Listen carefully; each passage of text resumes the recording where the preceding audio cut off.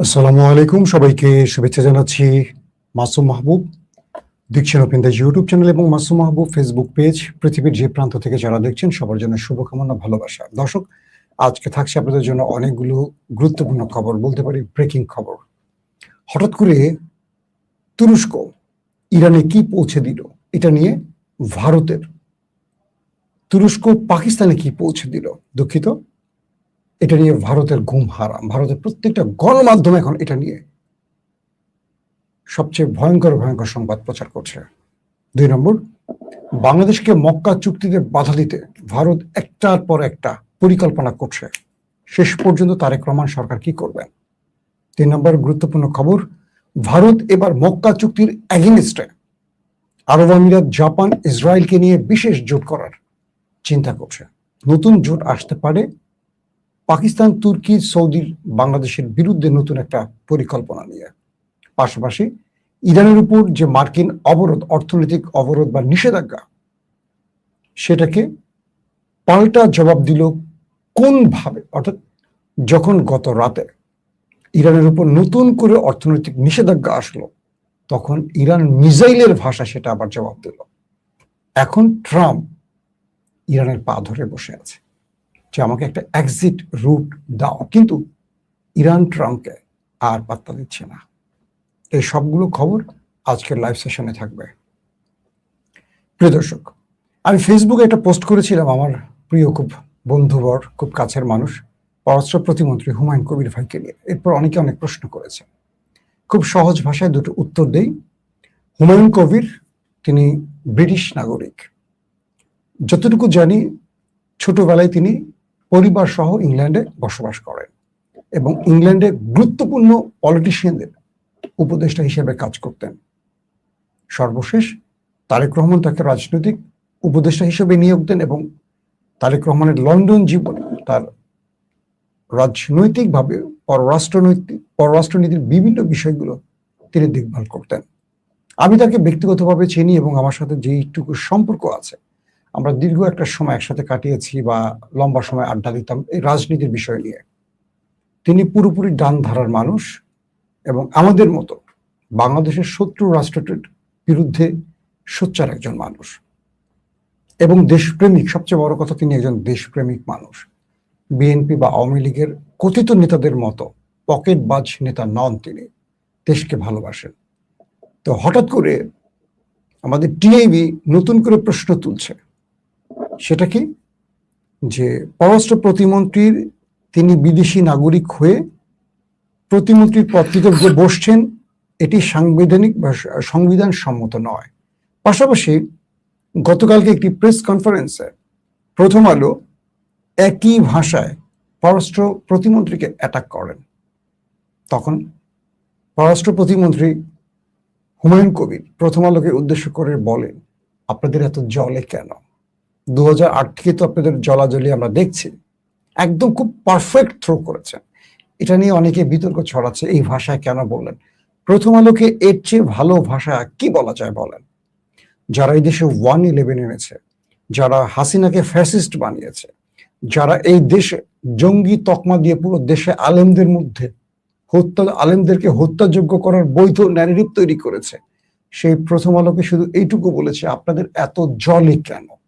আমার মনে হয় হুমায়ুন ভাইয়ের আরো কঠিন ভাষায় জবাব দেওয়া উচিত। এরপর প্রথম আলো যদি এই ভাষায় কাউকে প্রশ্ন করে বা ভারতীয় কোনো এজেন্ডা বাস্তবায়নের চেষ্টা করে, এই দেশের জনগণের উচিত হবে প্রথম আলোকে থামানো। কারণ এই পত্রিকাটি পুরোপুরি একটি দেশের অর্থায়নে এবং তাদের কি বলবো তাদের যে রাজনীতি আছে বা তাদের যে ষড়যন্ত্র আছে সেটা বাস্তবায়নে কাজ করে। কিন্তু বাংলাদেশের মানুষ বুঝে না বুঝে হোক এই প্রথম আলোটাকেই সকালবেলা তাদের ঘরে পৌঁছে দেন। এটাকে বন্ধ করতে হবে। কোনো নিষিদ্ধ জিনিসকে এভাবে যদি আপনারা আঁকড়ে ধরেন, সেই নিষিদ্ধ জিনিসের প্রতি মানুষের বা সেই নিষিদ্ধ জিনিস আরো ভয়ঙ্কর কাজ করতে পারে। আজকের আলোচনা আমাদের হুমায়ুন ভাইকে নিয়ে নয়।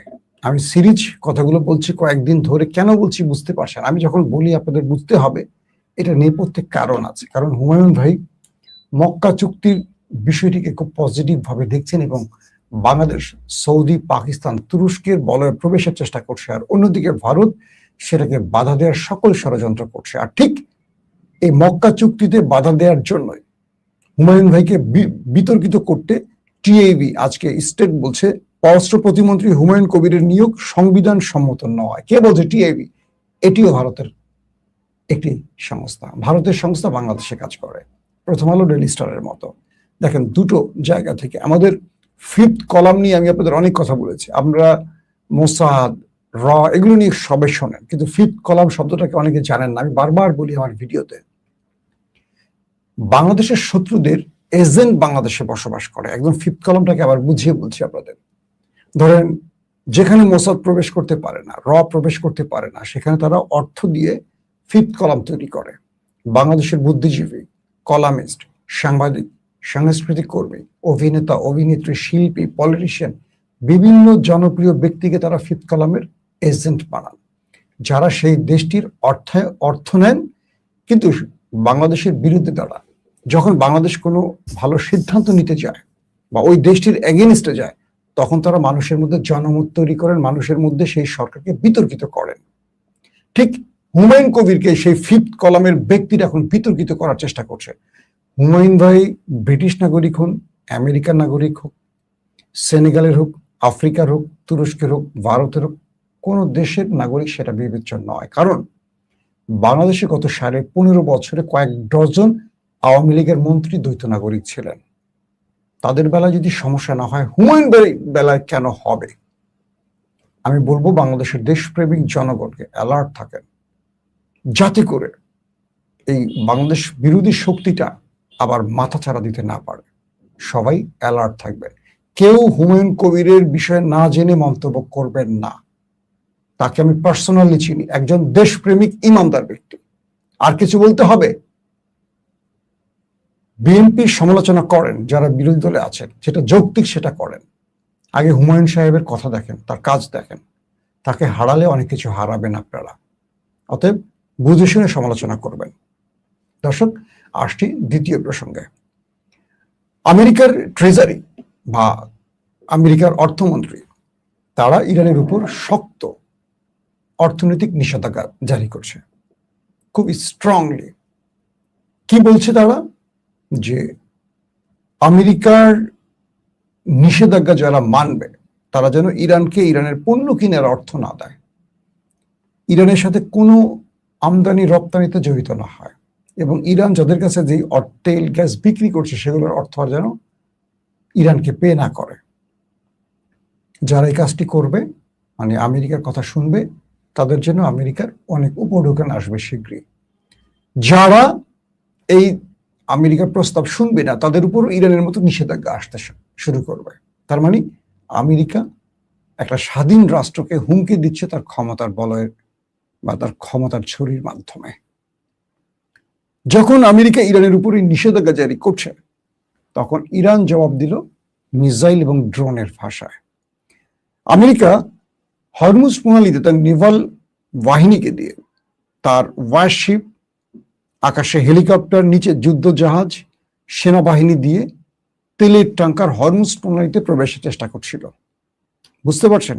নিষেধাজ্ঞার পরপর হরমুজে ইরানের অবরোধ ভাঙার জন্য তেলের ট্যাঙ্কার ঢুকাচ্ছিল চারদিক থেকে। তাদের ওয়ারশিপ, যুদ্ধ জাহাজ, উপরে হেলিকপ্টার, তাদের স্যাটেলাইট প্রস্তুত, নেভিগেশন রেডি, তাদের কি বলবো প্রতিরক্ষা ব্যবস্থা প্রস্তুত। সবকিছুর মাঝখানে হঠাৎ করে ইরানের ড্রোন এসে, মিসাইল এসে তেলের ট্যাঙ্কারটাকে উড়িয়ে দিয়ে চলে গেল। আমেরিকা কপালে হাত দিয়ে বসে থাকলো। এটা কি করে সম্ভব? ইরান বলছে তুমি আমাকে নিষেধাজ্ঞা দাও, নো টেনশন, তোমাকে আমি এই ভাষায় জবাব দেব। আমেরিকা যখন দেখলো যে তার শেষ অস্ত্র, অর্থাৎ ইরানের উপর তার যে অর্থনৈতিক নিষেধাজ্ঞা, এটি ছিল আমেরিকা ইরানের কাছে পরাজিত হওয়ার পর শেষ অস্ত্র। কারণ যুদ্ধের মাধ্যমে কোনো কৌশল, মানে যুদ্ধের কোনো কৌশল ইরানের বিরুদ্ধে সফল হচ্ছিল না আমেরিকার। তাই তারা বাধ্য হয়ে এবার অবরোধ দিয়েছে। কারণ ইরানকে যুদ্ধ করে আর হারাতে পারছে না। ইরানকে কোনোভাবে হারাতে না পেরে এবার অর্থনৈতিক অবরোধ দিল। ইরান বলছে তুমি আমাকে কি অবরোধ দিবা? এর আগে থেকে তো অবরোধ দেয়া আছে। ইরান এখন স্ট্রং ভূমিকায় আছে। ইরানের কোনো ব্যক্তি, সরকারি চাকরিজীবী, প্রাইভেট প্রতিষ্ঠানের কেউ 1 মাসের বেতন বকেয়া নেই, বরং বাংলাদেশে বকেয়া থাকতে পারে, কিন্তু ইরানে বকেয়া নেই। প্রতিটা পেনশন প্রাপ্ত লোক তার নিয়মিত পেনশন পাচ্ছে, প্রতিটা সরকারি লোক নিয়মিত বেতন পাচ্ছে। তাহলে ইরানের এই অবরোধে কি হয়েছে? আপনাদেরকে আরো তথ্য দিচ্ছি। যখন আমেরিকা ইরানের সাথে যুদ্ধ চলছিল, এই যুদ্ধের মধ্যে ইরান $1150 কোটি, আবার শোনেন, $1150 কোটি অপরিশোধিত তেল বিক্রি করেছে। যখন আমেরিকার সাথে ইরানের যুদ্ধ চলছিল, সেই সময়টিতে $1150 কোটি অপরিশোধিত তেল ইরান বিক্রি করেছে। যখন যুদ্ধ চলছিল, যখন যুদ্ধ বন্ধে দুই পক্ষের মধ্যে আলোচনা চলছিল, সেই সময়টিতে ইরান $650 কোটি তেল বিক্রি করেছে, যা ইরানের বার্ষিক বাজেটের 60%, 60% বলা হচ্ছে, 60% বলা হচ্ছে। 100%, 60% এই যুদ্ধের মধ্যে ইরান বিক্রি করেছে তেল। তার মানে আমেরিকার নেভাল ব্লকেট কিচ্ছু করতে পারছে না, ইরান স্ট্রং জায়গায় আছে। তো ইরান যখন আমেরিকাকে জবাব দিল, আমেরিকা নতুন করে টেনশনে পড়ে গেল যে ইরান তো কোনোভাবে দমছে না, কিভাবে তাকে শান্ত করবো, দমাবো। পাকিস্তানের মাধ্যমে, আসিম মনিরের মাধ্যমে ইরানের কাছে বার্তা পাঠালো আমেরিকা, কি সেটি, যে ইরান যেন হরমুজ প্রণালী খুলে দেয়, তাহলে আমেরিকা তার উপর নিষেধাজ্ঞা প্রত্যাহার করবে, তার যে টাকা আটকে দেয়া হয়েছে সেই টাকা তাকে দেবে, ক্ষতিপূরণ আমেরিকা তাকে দিতে রাজি। ইরান যেন নেভাল ব্লক তুলে দেয়। ইরান মূলত এখন যে খেলাটা খেলছে সেটা হলো ট্রাম্পকে হাত পা বেঁধে নদীতে ছেড়ে দিয়েছে। ইরান বলছে যে আমরা ট্রাম্পের ফাঁদে পড়ব না, কারণ সামনেই মধ্যবর্তী নির্বাচন। ট্রাম্পকে এই মধ্যবর্তী নির্বাচনে পরাজিত করার জন্য ট্রাম্পকে এখন আর কোনো এক্সিট রুট দিতে রাজি হচ্ছে না ইরান, আর ট্রাম্প এখানেই আটকে গেছে। ওই যে বলে না, বজ্র আটনি ফসকা গিরো, সেই গিরোতে ইরান, আমেরিকা আটকে গেছে। ইরানের বজ্র আটনি ফসকা গিরোতে আমেরিকা বা ট্রাম্প আটকে গেছে। ইরানের এখন মূল কৌশলটা হলো আমেরিকাকে বা ট্রাম্পকে মধ্যবর্তী নির্বাচনে হারাবে, সেম নেতানিয়াহুকে হারাবে এই সামনের সেপ্টেম্বর অক্টোবরে ইসরায়েলের যে নির্বাচন হতে যাচ্ছে সেখানে। এখন এই নির্বাচনে কোন রকম একটা জয়ের জন্য আমেরিকা এখন আসিম মনিরকে পাঠাচ্ছে, ওই মধ্যস্থতাকারীকে পাঠাচ্ছে যে ইরান যদি শুধু হরমুজ প্রণালীটা খুলে দেয় সব শর্ত মেনে নেব। ইরান এখন আর নড়চড় করছে না, বুঝতে পারছেন? তো আমেরিকার অবরোধে বা আমেরিকার অর্থনৈতিক নিষেধাজ্ঞার জবাব ইরান দিচ্ছে অন্য ভাষায়। দর্শক, দ্বিতীয় যে গুরুত্বপূর্ণ খবর সেটি হলো গত 19 থেকে 21 তারিখ 3 দিন কয়েক দফা তুরস্কের C-130, বলা হচ্ছে C-130 হারকিউলিস বিমান পাকিস্তানে প্রবেশ করেছে। পাকিস্তানের দুটো গুরুত্বপূর্ণ বেজ, যেটাকে বলা হয় রাওয়ালপিন্ডি, যেখানে সেনাবাহিনীর হেড অফিস, সেই নূর খান বেজ, এটা রাওয়ালপিন্ডিতে অবস্থিত, সেখানে কয়েক দফা C-130 হারকিউলিস বিমান প্রবেশ করেছে, নেমেছে। পাশাপাশি দ্বিতীয় আরেকটি বেজ, এটা হলো করাচির মাশরু। তো করাচির মাশরুর এয়ারওয়েজে C-130 হারকিউলিস বিমান কয়েক দফা ওঠানামা করেছে। 19, 20, 21 এই 3 দিন পুরো ভারতের কাঁপাকাঁপি ছুটে গেছে। কি দিল তুরস্ককে এটা জানার জন্য ভারতের পাগল হয়ে গেছে। ভারতের গণমাধ্যম এখন পর্যন্ত জাস্ট অ্যাজাম্পশনের ভিত্তিতে, সন্দেহ বা ধারণা পোষত ড্রোন, প্রতিরক্ষা ব্যবস্থা এগুলো বলছে, কিন্তু কি দিল অথবা কি নিল, দুটো জিনিস মাথায় রাখেন। এই বিমানে করে তুরস্ক পাকিস্তানকে কি দিল, পাশাপাশি কি নিল? কারণ আসন্ন যুদ্ধে বা তুরস্ক এবং ইসরায়েলের মধ্যে একটা যুদ্ধ পরিস্থিতি চলছে। এমনও তো হতে পারে, জাস্ট আমি আমার জায়গা থেকে বলছি, তুরস্ক তার আধুনিক প্রযুক্তি পাকিস্তানকে দিল, সেখান থেকে 20টা নিউক্লিয়ার বিমানে করে নিয়ে চলে গেল। জাস্ট বললাম আর কি, হতে পারে কিনা, কারণ তারা সামরিক চুক্তিতে আবদ্ধ হয়েছে, তুরস্ক, পাকিস্তান, সৌদি আরব। তো এই যে তুরস্ককে পাকিস্তান কি দিল এটা নিয়ে এটা গত কয়েকদিনের খবর, আমি আজকে আপডেট দিচ্ছি যে ভারত এটা নিয়ে এখন রীতিমতো পাগল হয়ে গেছে, তারা টেনশনে পড়ে গেছে। আর সেই টেনশন দিকে তারা এখন নতুন করে উদ্যোগ নিচ্ছে, তারা একটা জোট বানাবে। সেই জোটে থাকবে কি? মুসলিম বিশ্বের অন্যতম বিস্ফোরা আরব আমিরাত, জাপান, ইসরায়েল। এখন চিন্তা করেন, আরব আমিরাত এমন একটি দেশ যাকে ইরান দখল করতে চাইলে 24 ঘন্টা সময় লাগবে। আরব আমিরাত যদি ইরান চায় দখল করতে 24 ঘন্টা সময় লাগবে। ইরান আরব আমিরাতকে এর আগেও বলছে যে তুমি পেছন থেকে ছুরি মারছ মিস্টার এমবিজেড, ইরানকে খেপায়ও না, তোমার তেল গ্যাস সম্পদ বা বুর্জ খলিফা মাটির সাথে মিশিয়ে দেব। এবং ইরান কয়েক দফা হিট করে আরব আমিরাতের মার্কিন ঘাঁটিকে মাটির সাথে মিশিয়ে দিয়েছে, এবং মার্কিন ঘাঁটি বন্ধ করে আরব আমিরাতের কয়েকটি মার্কিন ঘাঁটি ইতিমধ্যে বন্ধ হয়ে গেছে। যে আরব আমিরাত ইরানকে মোকাবেলা করতে পারে না স্বয়ং আমেরিকা থাকার পরও, সেই আরব আমিরাতকে নিয়ে ভারত জোট বানাতে যাচ্ছে। এখন বিষয়টা কি? ভারত যে জোটটি বানাবে, আরব আমিরাত, জাপান, ইসরায়েল, ভারত, কিন্তু আরব আমিরাত তো মুসলিম বিশ্বের মোড়ল নয়। মুসলিম বিশ্বের মোড়লকে সৌদি আরব। সৌদি আরব টানছে কাকে? পাকিস্তান, তুরস্ক, বাংলাদেশ। কেন এই তিনটি দেশ আরো আসবে? মিশর আসতেছে, ইরানকে প্রস্তাব দেয়া হয়েছে। ইরান বিষয়টি ভাবছে ইরানও আসতে পারে। ইরান এই ব্লকে আসার পর খেলাটা কি জমবে কল্পনা করতে পারেন? আমাদের স্বপ্ন তো এটাই ছিল, ইরানের জোটে আসার পর পৃথিবীতে এই মুহূর্তে আমেরিকাকে উত্তম মাধ্যম দেয় একটি দেশ ইরান, যার কাছে ট্রাম্প মাথা নত করে বসে আছে এখন, যে বাবা তুই আমাকে একটা এক্সিট রুট দে। সে ইরান। পৃথিবীর মুসলিম দেশের মধ্যে সবচেয়ে আধুনিক অস্ত্র কার হাতে? তুরস্ক, যারা গত এক যুগে একটা ফ্রন্টে যুদ্ধে হারেনি। সেটা লিবিয়া বলেন, সেটা সিরিয়া বলেন, সেটা আজারবাইজান বলেন। আমেরিকা ইসরায়েল এবং রাশিয়া প্রত্যেকটা ফ্রন্টে হেরেছে।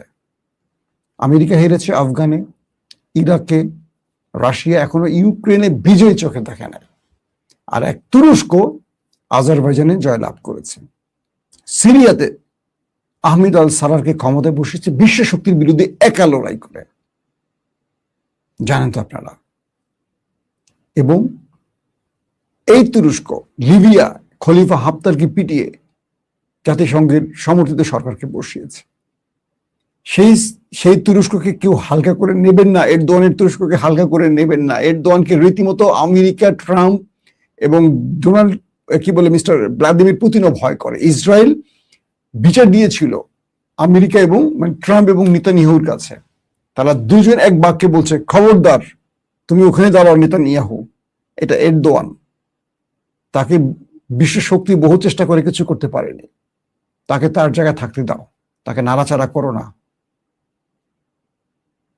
তাকে নাড়াচাড়া করো না। কে বলছে? ট্রাম্প এবং পুতিন ইসরায়েলকে। কিন্তু ইসরায়েল নাড়াচাড়ার চেষ্টা করছে।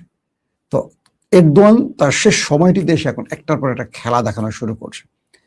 এই মক্কা চুক্তিতে যদি বাংলাদেশ জড়িয়ে যায়, চুক্তিতে চলে আসে, খেলা জমে উঠবে। কেন?